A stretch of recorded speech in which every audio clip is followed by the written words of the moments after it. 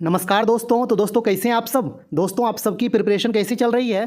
दोस्तों आप सबके एग्ज़ाम के लिए स्पेशल एसएससी का जो एग्ज़ाम होता है CGL, CHSL, MTS, stenographer, CPO, वो सभी एग्ज़ाम में जो जीके पूछे जाते हैं स्पेशल उसी पैटर्न पे आपका ये मॉक टेस्ट हम स्टार्ट किए हैं। और ये मॉक टेस्ट आपको एक ये आइडिया देगा, आपको ये बताएगा कि जीके जीएस में आपका प्रिपरेशन कितना है, आपका तैयारी किस लेवल का है और आप एग्ज़ाम में जाएंगे तो आप कितना तक स्कोर जीके में ला सकते हैं। ओके, तो दोस्तों यदि आप लोग एसएससी का प्रिपरेशन कर रहे हैं और आपका टारगेट जो भी है CGL, CHSL, MTS, stenographer, CPO जो भी है, आप यदि जीके जीएस का एक अच्छा खासा मॉक टेस्ट लगाना चाहते हैं तो आप चैनल के साथ ज़रूर जुड़ें और आप कंटिन्यू मॉक टेस्ट लगाते रहें। और हम ये कोशिश करेंगे आपको एक मॉक टेस्ट हमेशा दें और बीच बीच में करंट अफेयर्स का भी questions, static GK, all to all type का आपको करवाएंगे जो आपके एग्ज़ाम में अच्छा खासा हेल्प करेगा। ओके दोस्तों, आने वाले दिनों में आपका एमटीएस का एग्ज़ाम है, सीएचएसएल का एग्ज़ाम है, सीजीएल का एग्ज़ाम है और सभी एग्ज़ाम में जीके एक अहम रोल अदा करता है अब एसएससी के एग्ज़ाम में। ओके, तो दोस्तों एसएससी का एग्ज़ाम देखते हुए, एसएससी का पैटर्न देखते हुए उसी आधार पे ये मॉक टेस्ट तैयार किए हैं और कोशिश करेंगे मॉक टेस्ट में ज़बरदस्त क्वेश्चन आपको दें जो आपका एक अच्छा खासा तैयारी हमेशा होता रहे और आपके एग्ज़ाम में भी 100% हेल्प करे। ओके, तो दोस्तों चलिए हम लोग देखते हैं मॉक टेस्ट नंबर 3 का पहला क्वेश्चन क्या है और आप लोग भी कमेंट्स करके बताइएगा कि आपका 25 में कितना सही हुआ, 25 में कितना स्कोर आया। ओके, तो दोस्तों चलिए हम लोग देखते हैं पहला क्वेश्चन क्या है।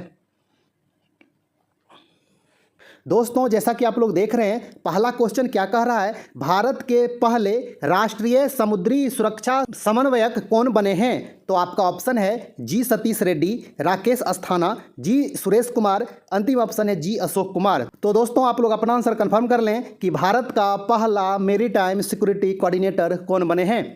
तो दोस्तों इसका जो सही आंसर होगा ऑप्शन डी, जी अशोक कुमार भारत के पहले राष्ट्रीय सुरक्षा समन्वयक बने हैं और ये रिटायर्ड वाइस एडमिरल हैं। ओके, तो आप लोग अच्छा से ध्यान में रखिएगा।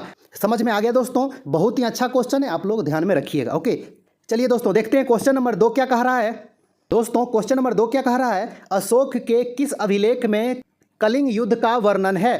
तो आपका ऑप्शन है 3 में, 7 में, 9 में, 13 में। तो दोस्तों आप लोग अपना आंसर कंफर्म कर लें, ये अशोक के किस अभिलेख में कलिंग युद्ध का वर्णन है। दोस्तों इसका जो सही आंसर होगा ऑप्शन डी, 13वें अभिलेख में कलिंग युद्ध का वर्णन है। और आपसे कहीं ये पूछा जाए कलिंग कहाँ है, वर्तमान के किस राज्य में है, तो ये ओडिशा में है। तो आप लोग अच्छा से ध्यान में रखिएगा। ओके, चलिए दोस्तों देखते हैं क्वेश्चन नंबर 3। क्वेश्चन नंबर 3 क्या कह रहा है दोस्तों, दिल्ली सल्तनत का अंतिम शासक कौन था। तो आपका ऑप्शन है सिकंदर लोदी, महमूद लोदी, इब्राहिम लोदी, अंतिम ऑप्शन है नसरुद्दीन महमूद। तो दोस्तों इसका सही आंसर क्या होगा, आप लोग अपना आंसर कंफर्म कर लें कि दिल्ली सल्तनत का अंतिम शासक कौन था। दोस्तों इसका जो सही आंसर होगा ऑप्शन सी, इब्राहिम लोदी। 1526 में बाबर ने इब्राहिम लोदी को हराकर मुगल साम्राज्य का स्थापना किया था। तो आप लोग अच्छा से ध्यान में रखिएगा, दिल्ली सल्तनत का अंत हुआ 1526 में और इसके बाद मुगल साम्राज्य का स्थापना हुआ। मुगल साम्राज्य की नींव रखी गई किसके द्वारा, बाबर के द्वारा। तो आप लोग अच्छा से ध्यान में रखिएगा। ओके, चलिए दोस्तों देखते हैं क्वेश्चन नंबर 4। क्वेश्चन नंबर 4 क्या कह रहा है दोस्तों, बिना अपील, बिना वकील, बिना दलील का कानून किसे कहा गया। तो आपका ऑप्शन है Simon commission, Atlantic charter report, Nehru report, अंतिम ऑप्शन है रॉलेट एक्ट। तो दोस्तों इसका सही आंसर क्या होगा, आप लोग अपना आंसर कंफर्म कर लें। दोस्तों बिना अपील, बिना वकील, बिना दलील का कानून रॉलेट एक्ट को कहा जाता है। और ये रॉलेट एक्ट कब लागू किया गया था, तो 1919 में लागू किया गया था। और इस एक्ट को जो बनाने वाले थे, जो इसके अध्यक्ष थे, वो सर सिडनी रॉलेट थे। ओके, इसीलिए इसको रॉलेट एक्ट कहा जाता है। जैसे आप लोग सुनते होंगे कि किसी मुद्दा को समाधान करने के लिए एक कमीशन बनाया जाता है, एक आयोग बनाया जाता है, उसका एक अध्यक्ष बनता है और उसी अध्यक्ष के नाम पे उस कमीशन का नाम रख दिया जाता है। तो ये भी उसी तरह था। रॉलेट एक्ट में वो रॉलेट जो है एक आदमी का नाम था, पूरा नाम क्या था, सर सिडनी रॉलेट। ओके, तो आप लोग अच्छा से ध्यान में रखिएगा। दोस्तों कहीं आपसे ये पूछ दे कि जब रॉलेट एक्ट लागू हुआ यानी कि 1919 में, तो इस समय भारत का वायसराय कौन था, तो ये भी एग्जाम में पूछा जाता है। तो इस समय भारत का वायसराय लॉर्ड चेम्सफोर्ड था। आप लोग अच्छा से ध्यान में रखिएगा। ओके, चलिए दोस्तों देखते हैं क्वेश्चन नंबर 5 क्या कह रहा है।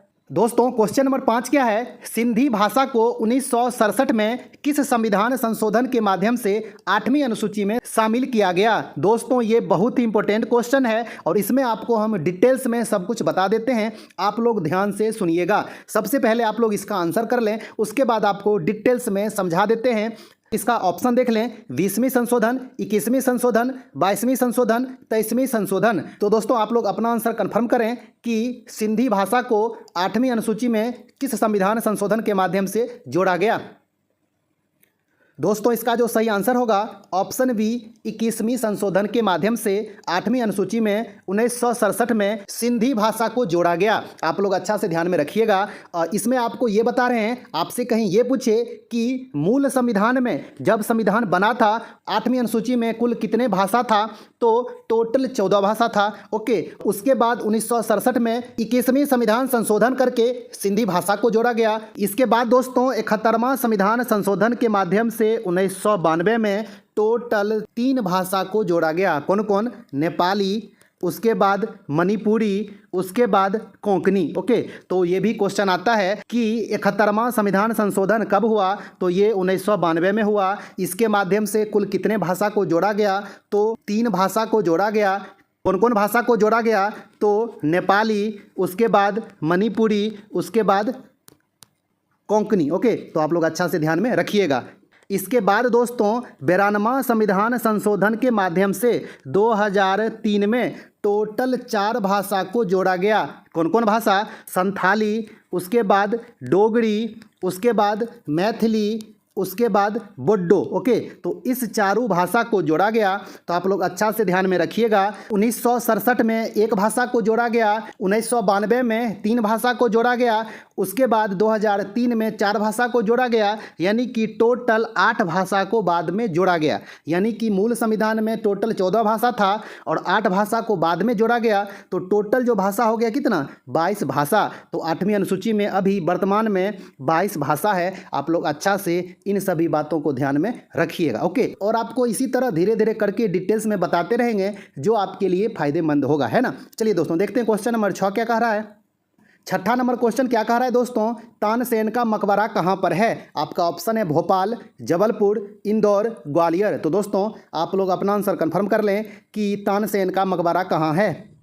दोस्तों इसका जो सही आंसर होगा ऑप्शन डी, ग्वालियर में। आप लोग अच्छा से ध्यान में रखिएगा, एमपी, है ना। चलिए दोस्तों देखते हैं क्वेश्चन नंबर 7 क्या कह रहा है। दोस्तों क्वेश्चन नंबर 7 क्या है, करीबा बांध किस नदी पर स्थित है। आपका ऑप्शन है जेम्बेंजी नदी, नील नदी, अमेजन नदी, राइन नदी। तो दोस्तों आप लोग अपना आंसर कंफर्म कर लें, करीबा बांध किस नदी पर स्थित है। दोस्तों इसका जो सही आंसर होगा करीबा बांध जाम्बेजी नदी पर स्थित है। आप लोग अच्छा से ध्यान में रखिएगा। दोस्तों आपसे कहीं ये पूछ दे कि ये जो है करीबा बांध जाम्बेजी नदी पर है, किन 2 देशों के बीच स्थित है, तो ये जिम्बाब्वे और जाम्बिया के बीच में स्थित है। आप लोग अच्छा से ध्यान में रखिएगा। जिम्बाब्वे की राजधानी कहाँ है दोस्तों, तो हरारे है, और जाम्बिया की राजधानी कहाँ है, तो लुसाका। ओके, तो आप लोग इन सभी बातों को अच्छा से ध्यान में रखिएगा। चलिए दोस्तों देखते हैं क्वेश्चन नंबर 8 क्या कह रहा है। दोस्तों 8 नंबर क्या है, अलीनगर की संधि अंग्रेज और किसके मध्य हुई थी।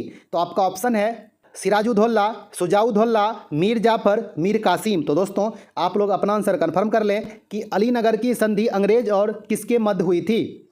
दोस्तों इसका जो सही आंसर होगा ऑप्शन ए, सिराजुद्दौला। 1757 में अंग्रेज के तरफ से रॉबर्ट क्लाइव था और बंगाल का नवाब सिराजुद्दौला के बीच अलीनगर की संधि हुई थी। तो आप लोग अच्छा से ध्यान में रखिएगा।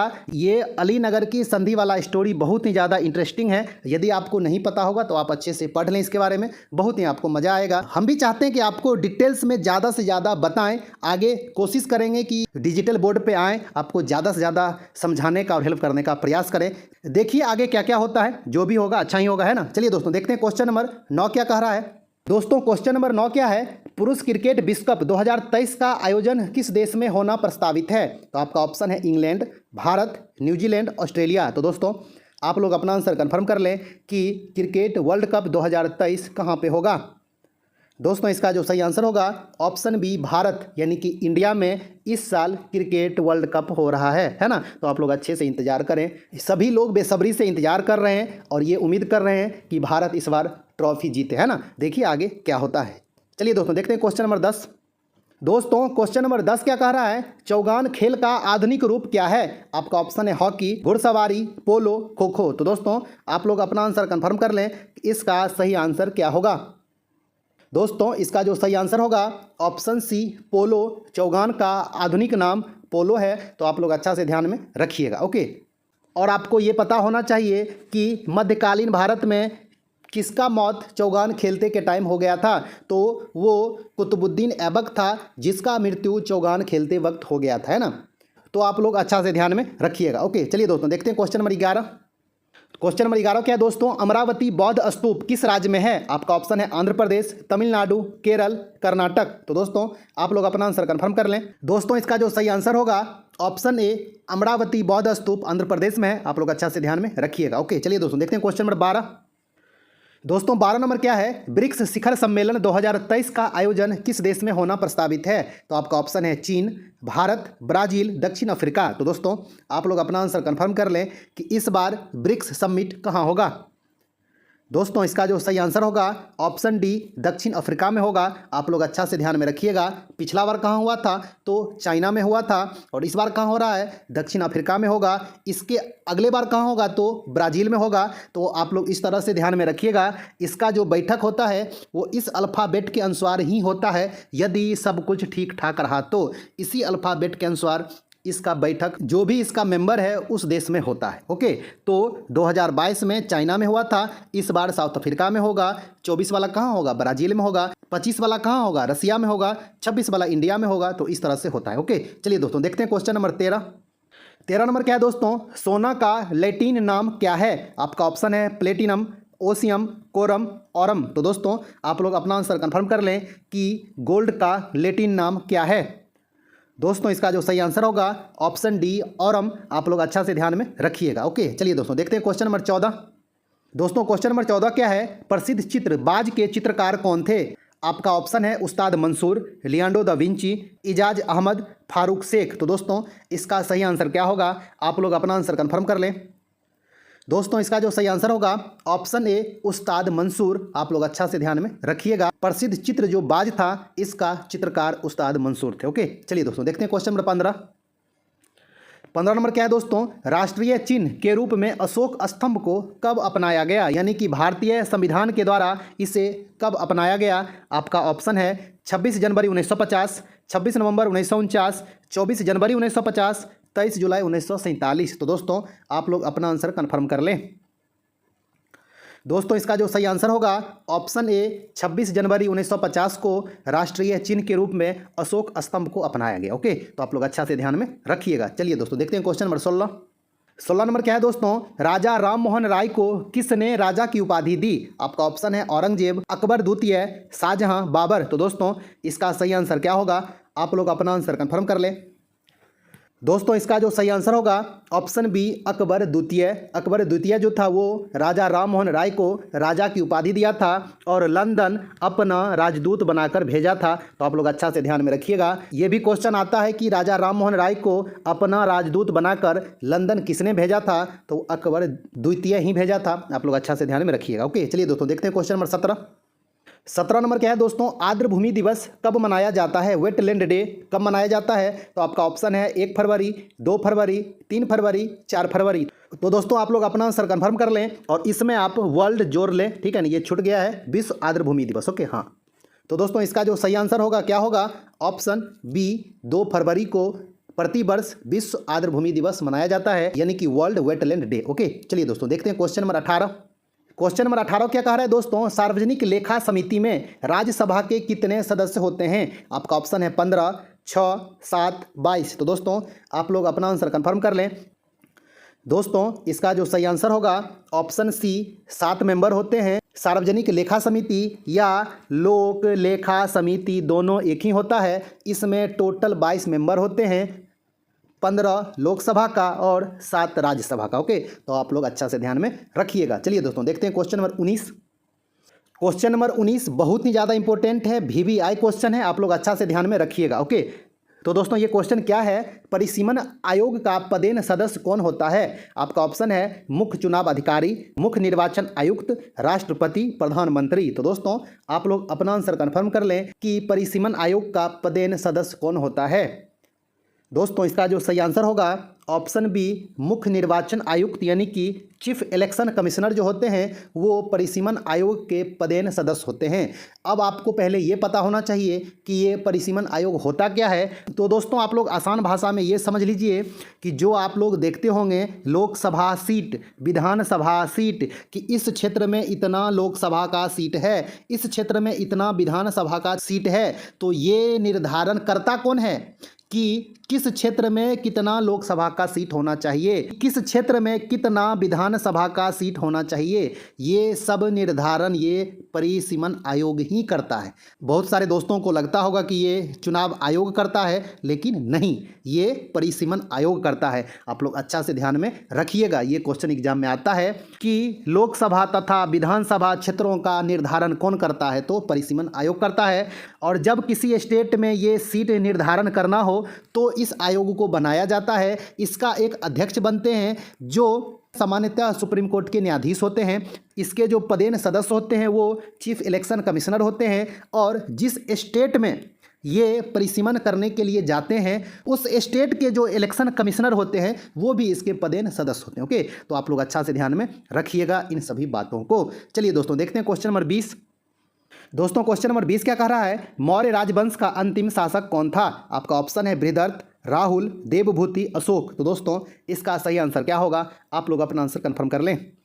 दोस्तों इसका जो सही आंसर होगा ऑप्शन ए, बृहदर्थ मौर्य राजवंश का अंतिम शासक था। आप लोग अच्छा से ध्यान में रखिएगा। ओके, मौर्य राजवंश का प्रथम शासक कौन थे? तो चंद्रगुप्त मौर्य। आप लोग ये बात को भी अच्छा से ध्यान में रखिएगा। ओके, चलिए दोस्तों देखते हैं क्वेश्चन नंबर 21 नंबर क्या कह रहा है दोस्तों, स्काउट की स्थापना किसने की? आपका ऑप्शन है Baba Amte, Garibaldi, Baden Powell, Henry. तो दोस्तों इसका सही आंसर क्या होगा, स्काउट की स्थापना किसने की?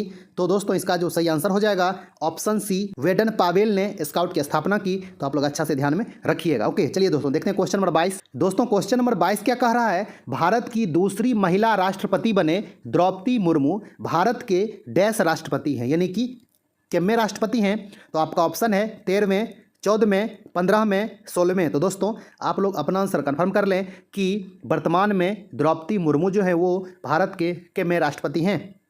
दोस्तों इसका जो सही आंसर होगा ऑप्शन सी, 15वें राष्ट्रपति हैं। आप लोग अच्छा से ध्यान में रखिएगा। आपसे कहीं ये पूछ दे कि द्रौपदी मुर्मू किस राज्य के निवासी हैं, तो ये वर्तमान के उड़ीसा राज्य के निवासी हैं। आप लोग अच्छा से ध्यान में रखिएगा। ओके, चलिए दोस्तों देखते हैं क्वेश्चन नंबर 23 क्या कह रहा है। क्वेश्चन नंबर 23 क्या है दोस्तों, वेदों की ओर लौटो किसने कहा? आपका ऑप्शन है श्यामलाल गुप्ता, दयानंद सरस्वती, स्वामी विवेकानंद, अंतिम ऑप्शन है विनोबा भावे। तो दोस्तों इसका सही आंसर क्या होगा, आप लोग अपना आंसर कंफर्म कर लें। दोस्तों इसका जो सही आंसर होगा ऑप्शन बी, दयानंद सरस्वती। वेदों की ओर लौटो का नारा दयानंद सरस्वती ने दिए थे। आप लोग अच्छा से ध्यान में रखिएगा। ओके, चलिए दोस्तों देखते हैं क्वेश्चन नंबर 24 क्या कह रहा है। 24 नंबर क्या है दोस्तों, इनमें से किसे ब्लड कैंसर के नाम से जाना जाता है? आपका ऑप्शन है हीमोफीलिया, फाइलेरिया, ल्यूकेमिया, इनमें से कोई नहीं। तो दोस्तों इसका सही आंसर क्या होगा, आप लोग अपना आंसर कंफर्म कर लें। दोस्तों इसका जो सही आंसर होगा ऑप्शन सी, ल्यूकेमिया। ल्यूकेमिया को ब्लड कैंसर भी कहा जाता है। आप लोग अच्छा से ध्यान में रखिएगा। ओके, चलिए दोस्तों देख लेते हैं 25 नंबर क्वेश्चन क्या कह रहा है। दोस्तों 25 नंबर क्या कह रहा है, लेब्राडोर जलधारा किस महासागर में है? आपका ऑप्शन है हिंद महासागर, प्रशांत महासागर, अटलांटिक महासागर, आर्कटिक महासागर। तो दोस्तों आप लोग अपना आंसर कंफर्म कर लें, इसका सही आंसर क्या होगा।